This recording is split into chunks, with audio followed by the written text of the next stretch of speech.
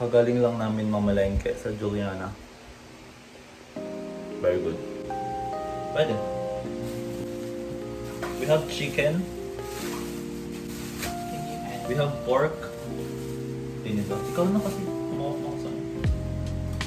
This is what I'm most excited for.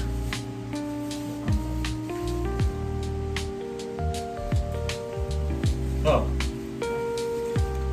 Papunta na siya sa yema. Pampano. I-steam natin yan mga lods. We have the pork. Magkano tong pork? 700? Mahal. Chicken. Magkano to? 300? It's 198. It's around 407. 400. Yeah, because it's 3.4 kilos.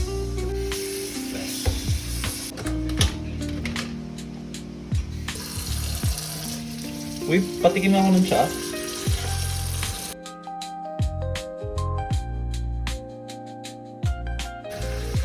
Sa chicken, ipapailalim natin yung mga buto-buto. We have the pampano. This is already clean, so I'm just gonna lightly wash it kasi nilinis na din to dun sa ano. I'm just gonna steam it. Binilitan na rin siya kanina dun sa market. Ready to steam na siya. My God, there's blood. Did you know that I used to be hemophobic? Naimatay ako pag nakita ko yung sarili kong dugo. Nung bata pa ako. Search mo. Hemophobia. Siyempre, ang pambansang lagayan ng ulam ng mga Pinoy, ice cream Tupperware. We need to practice recycling. Hindi siya kasya. So where am I gonna put the pampano? I'll just put it in a plastic. From Carla, our sponsor, Tahong.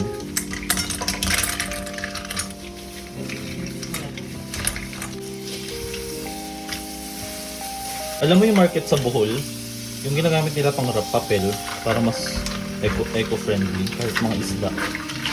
Tahong. We are moving on to the next level. Vegetables. The bahay kubo of it all. I'm sorry, Mother Earth. Sobrang daming plastic.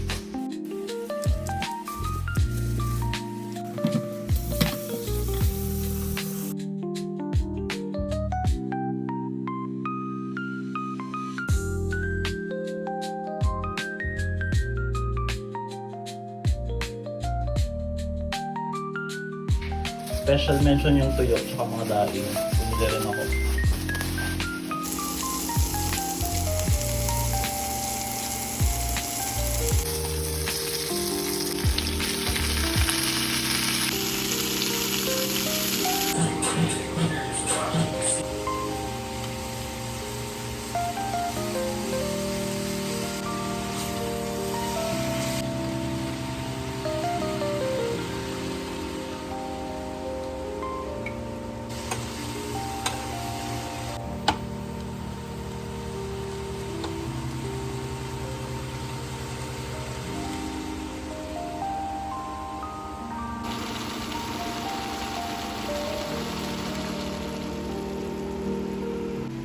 Itong chicken. Hindi mo natitikman.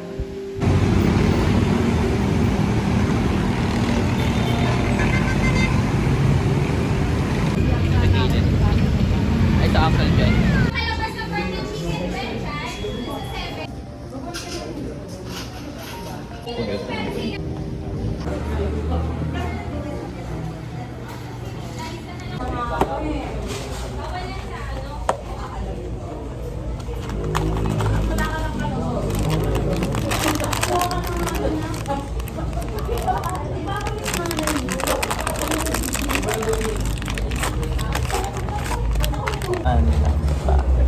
Hi y'all!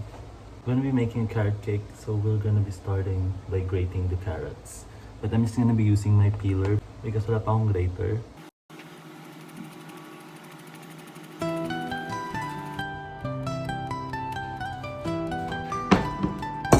Carrot cake. Today, I'm just gonna be using a cheat code. So meron na tayong pre-mix na carrot cake. I can actually bake this from scratch. 1/3 cup vegetable oil. 1/3 cup water. 2 eggs.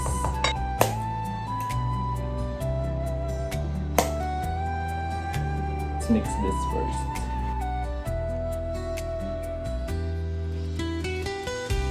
1 3/4 cups of grated carrots, loosely packed. Kulang to siya. I'll grate some more.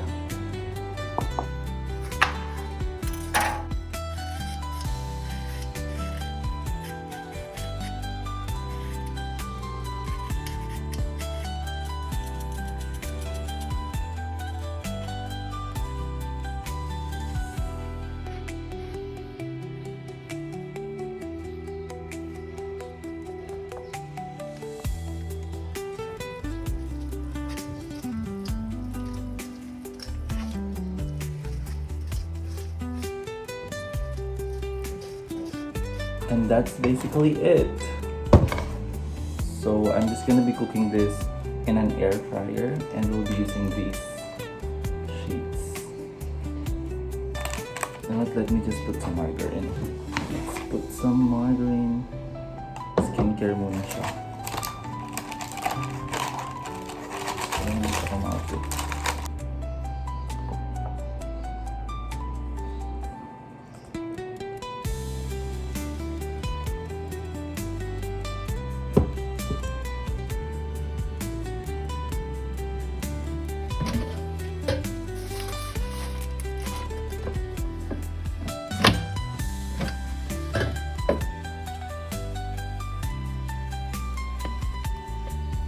Wow, it's cooked.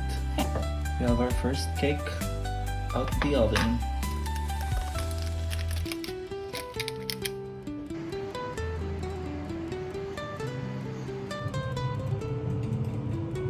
Time to taste it. It's so moist and fluffy.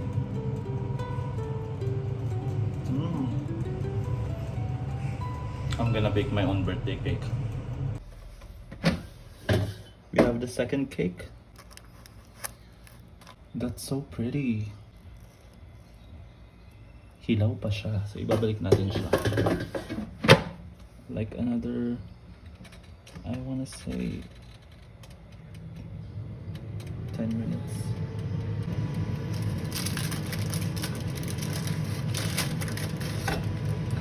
Charan!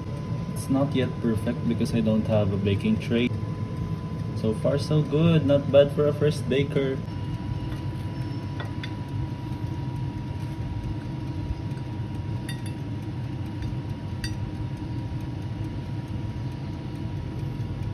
Look at that. Perfection.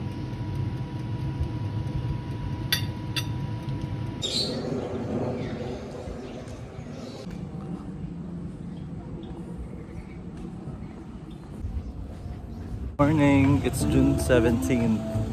I'm just out for a run because I'm delivering a carrot cake and some peach tea to a cute guy who ordered.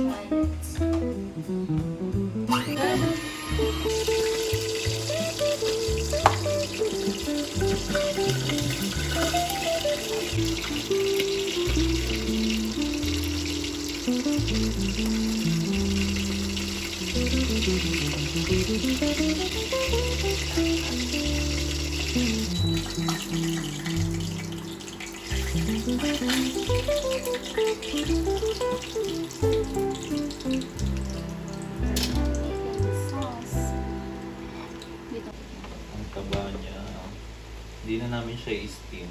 Sweet and sour na. Yo! Magtutupi tayo ng damit. Guys, pamain po, pamain. Short, galing sa X. Char. Nag-handwash kami ng kapatid ko ngayon sa mga kaya namin i-handwash. So that makakatipid tayo since wala pa tayong washing machine. And salamat din na medyo malayo yung laundry kasi hindi kami na-urge magpa-laundry, di ba? So we have some products that came from our sponsors. Sponsors!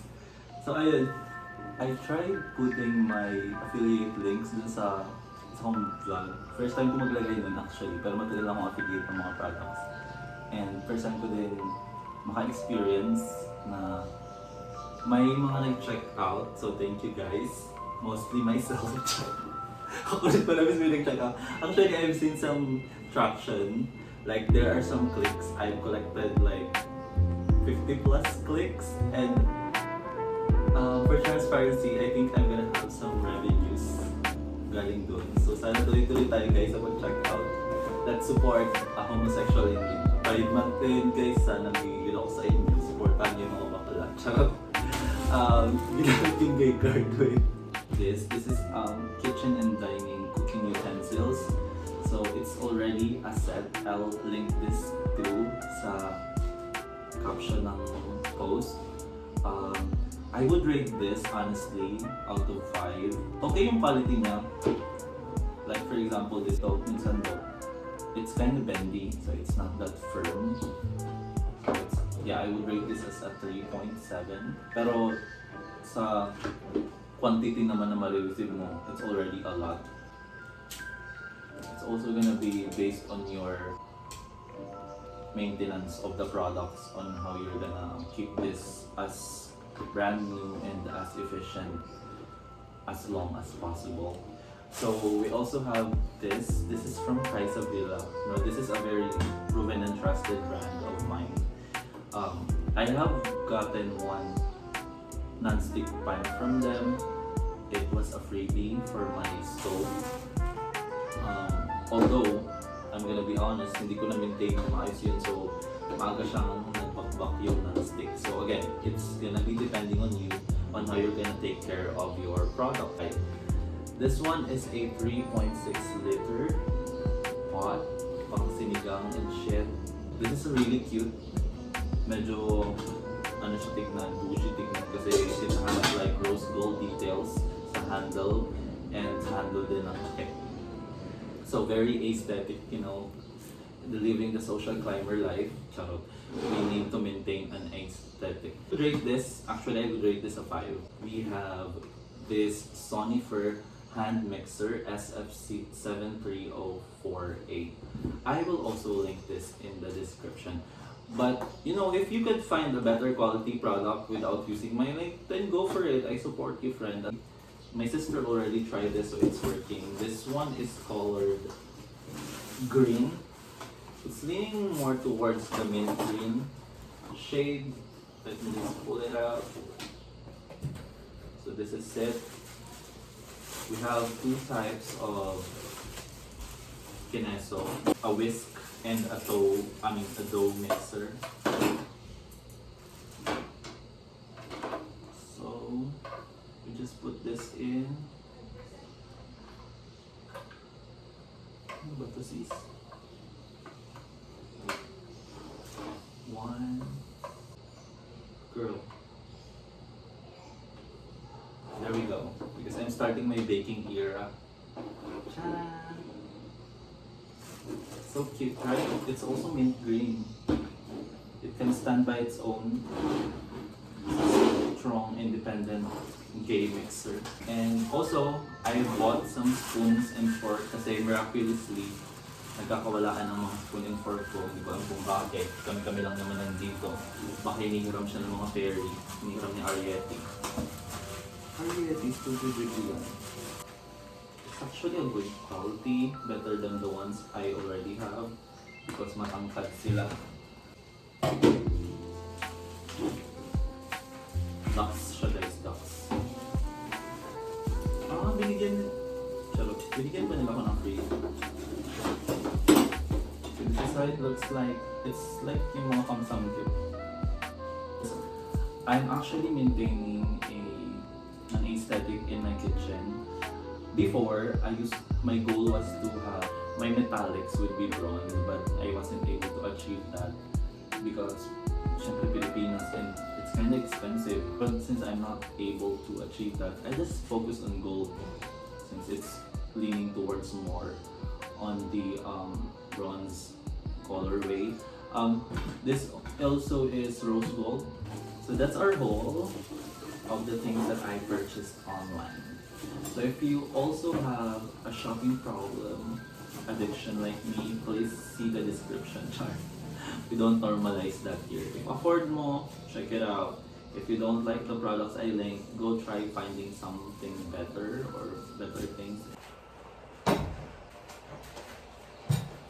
I have changed my layout again, so I've changed my dining table. So this is a gaming table or my working table before. Kakakuha ko lang sa kanya galing sa kabilang unit, and I now have it as the dining table. I've used the previous dining table as the table here sa sala or sa lounge area, and I've put the coffee table dun sa kwarto ko.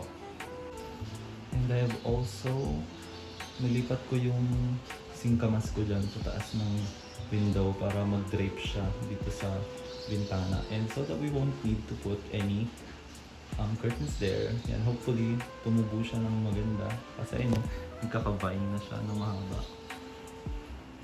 Now let's eat dinner cooked by my sister. Let me just quickly get ready for a meeting. It's the mid-year, so we have a mid-year meeting for the whole team, the directors and the CEO. This is a really good energy meeting because we're going to be discussing about our highlights of the year.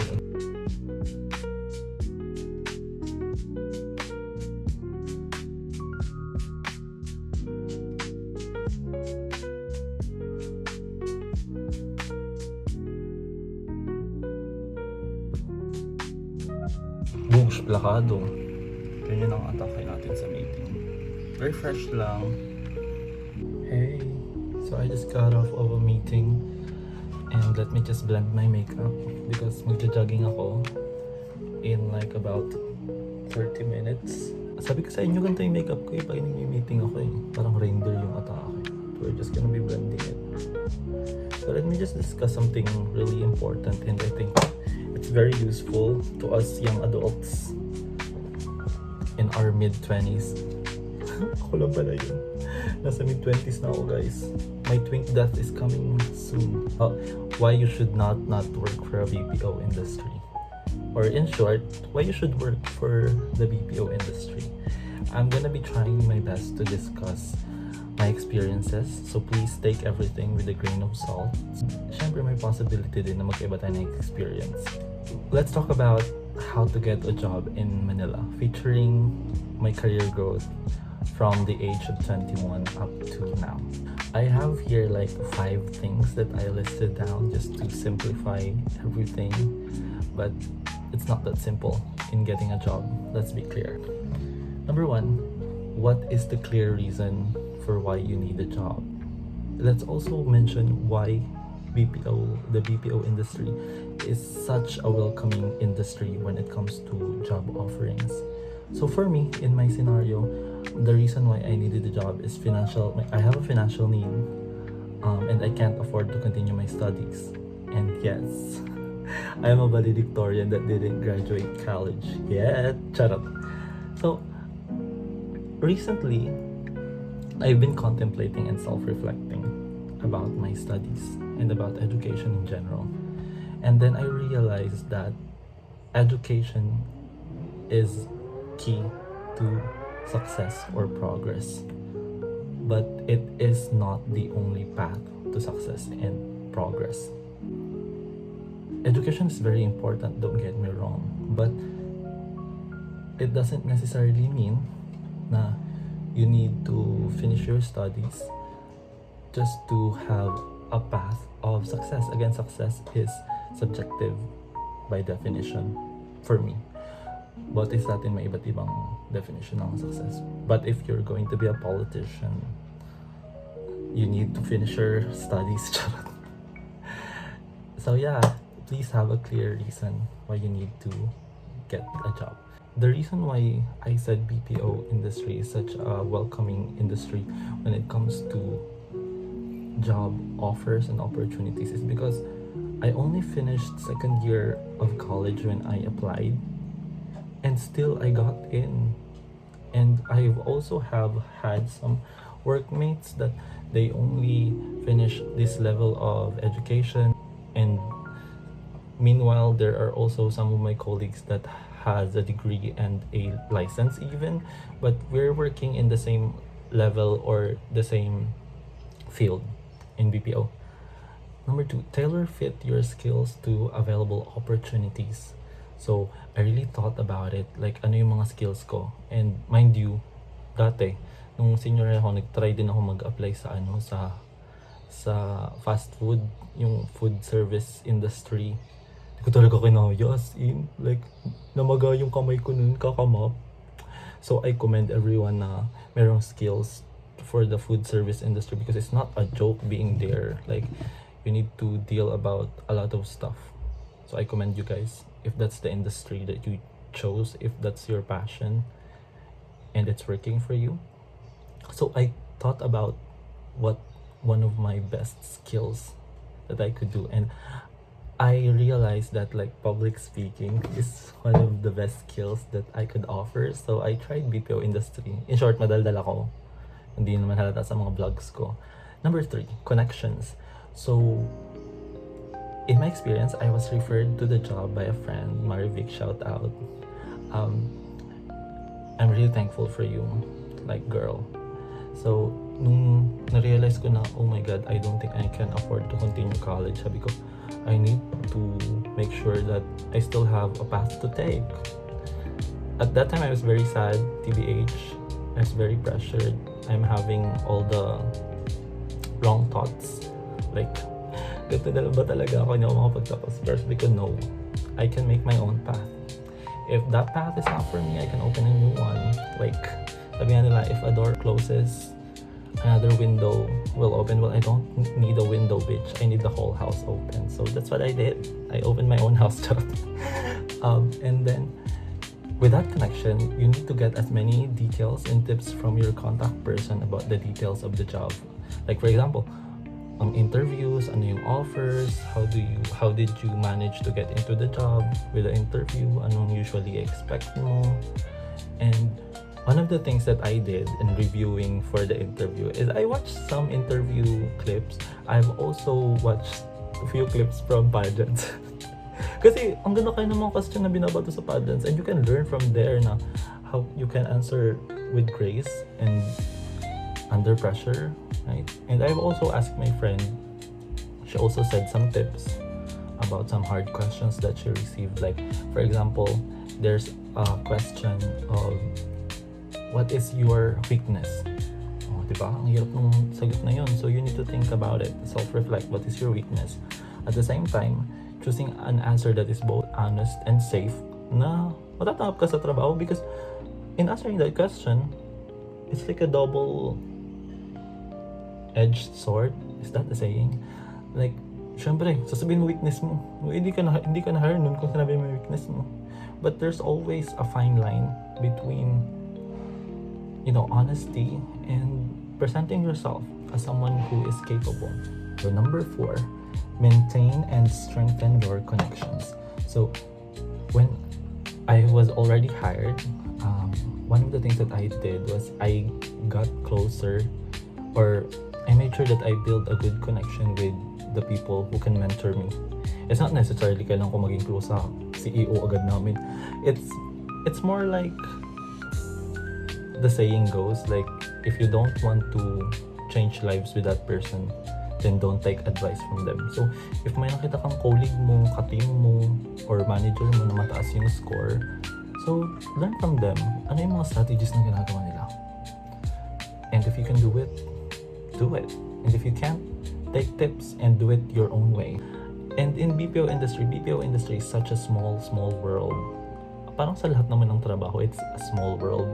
So you need to always strengthen that connections and have a character, not only a reputation, but a good character that people would always hear your name and they would say, oh, si ano yan, oh, magaling yan, ganyan, ganyan, mabait yan.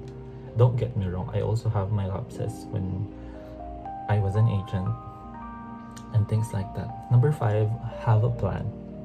I could have put this on number 1, but in my experience, I developed the plan while I was working kasi I clearly had no idea what I was doing nung nag-work ako. So I developed my plan while I was there. So as I mentioned in number 4, you need to maintain and strengthen your connection. So I talk to people, like people in the industry na nag-earn na ng anda-anda na. Sabi ko, so what did you do to earn that much? Or how did you like proceeded to have progress with greener pastures? Yan. So with your tenureship in BPO industry, you can always, like for me, you have a net worth in BPO. So for every years, months of experience, you can demand what offer you wanted, or it's like the skill set and the tenure will speak for itself. Syempre. So pag galing ka sa isang company na maganda performance mo or mahaba tenureship mo and you apply to the next one, syempre, you would have the opportunity to demand na ito yung basic ko sa previous. I want this much. So sometimes, in one go, mabibigay agad yun, or you can negotiate with the recruitment team. Ganun.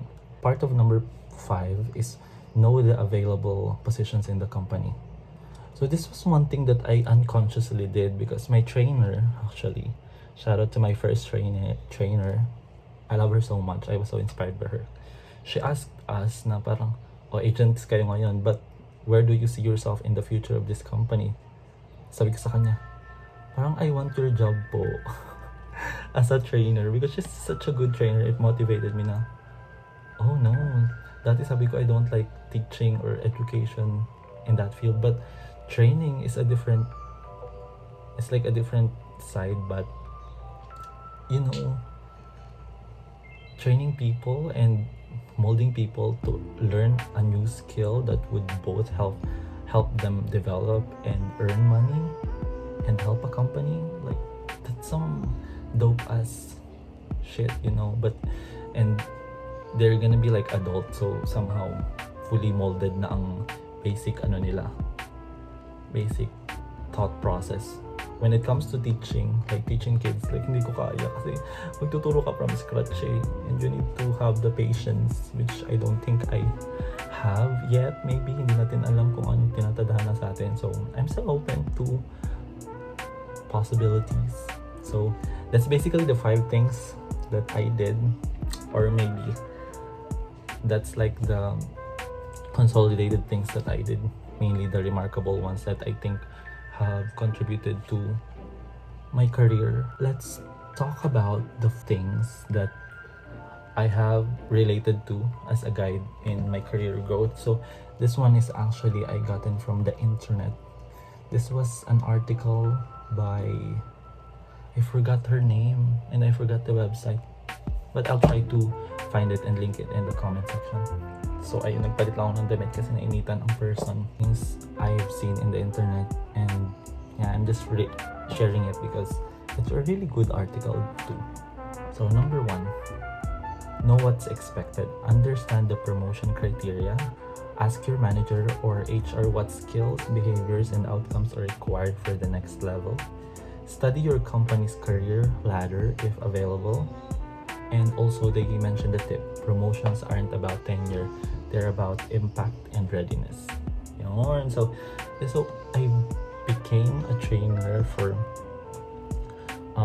the first company that I worked for with just 6 months of tenure.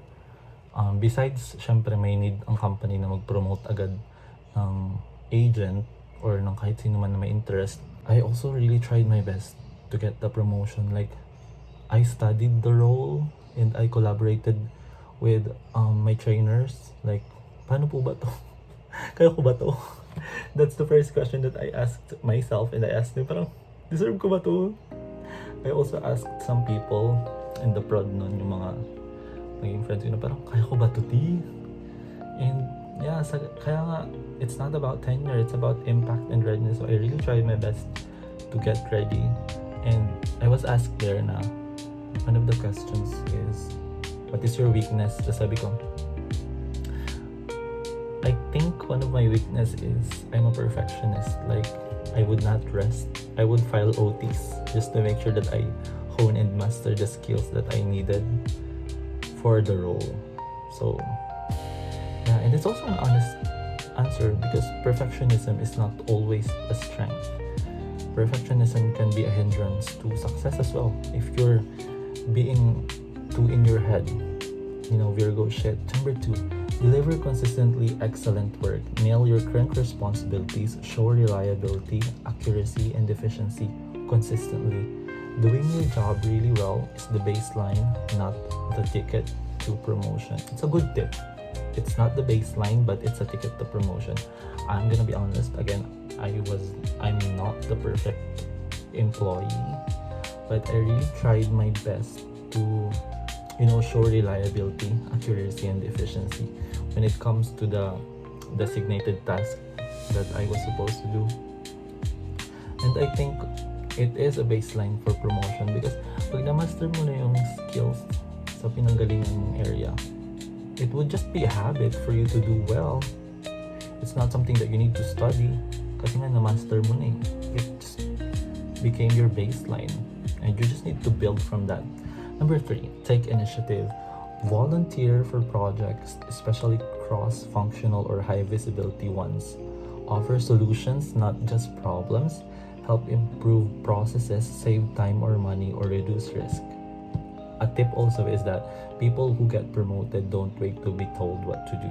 Initiative is a big thing when you have a job because it's not really just important for promotion, but if you have a job, you need to show initiative. Like, ikaw na magkusa ka na sis, makiramdam ka naman, like, you should know what to do. If not, know who to ask what to do. Like, it's also a skill to take initiative and show honesty that you don't know what to do. It's that in itself is already an initiative because you wanted to learn. That's why you're asking questions. Number 4, communicate like a leader. Speak with clarity and confidence. Keep stakeholders updated without being asked. Advocate for your team or company goals, not just for yourself. So in communicating like a leader, that's one thing that I found challenging before because, as a newbie in the industry with like my 6 months of experience as an agent being moved up to a higher position. And now recently I've been moved up to like one of the highest positions that I could dream of as of the moment. It's like hard not to break your voice. Like, parang pag kinakabahan ka, tapos nagbe-break yung boses mo habang nagsasalita ka. Like, and also, pag imposter syndrome ka na when you're talking to industry giants. Like, like, Madam, Sir, ito na po ang report. Communicating, you need to advocate for the company goals. So, that's one thing that I planted in my mind that, ba't kakakabahan eh? Para naman yan sa kumpanya, hindi lang naman yan para sa'yo. Like, for example, you're reporting the numbers of the company, not just a report for yourself. So you need to be confident because you contributed to that. There's still like other key points here. Build strategic relationships, show growth and learn fast. Make your wins visible and ask for it the right way. But in general, it's just the same things that I've discussed. But I would say I want to highlight ask for it the right way. In promotions, you need to make sure that you ask for it the right way. If not like given to you, because usually in promotions you're gonna be handpicked. Like for me, not really handpicked, but the positions were available and I was identified that I fit the role. But if you plan on asking for a promotion, there's always a better way of asking for things. In life, it's a general rule. Like, there's always a better things of saying things. Daming things still. There's always a better way of, saying things ulit. Ayun na nga. So, sometimes when people come from a big position and they want to hop to a bigger one, they can sometimes build ego. I mean, ego can be good, but it can also your doorway to downfall. So I'd say be careful. And when you're ready, have a direct but respectful conversation with your manager.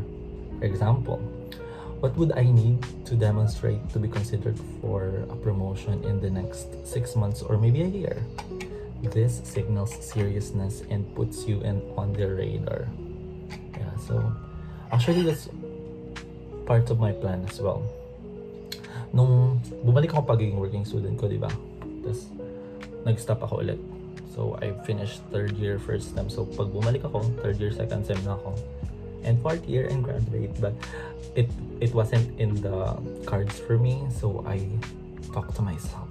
I self-reflected, and I told myself, if I'm not gonna be able to graduate or continue my studies, I need to have another plan. So I want to focus on my career, and I want to get promoted if possible. So yeah, I was handpicked for the current position that I am in right now, or like the position is available. There's a slot, and they were able to see in my resume that I have the skill set that could work, and I was interviewed and now I'm promoted. Work from home. Charot. So that's it. That's gonna be my tips. So yeah, tuloy-tuloy lang ang pag-manifest, guys.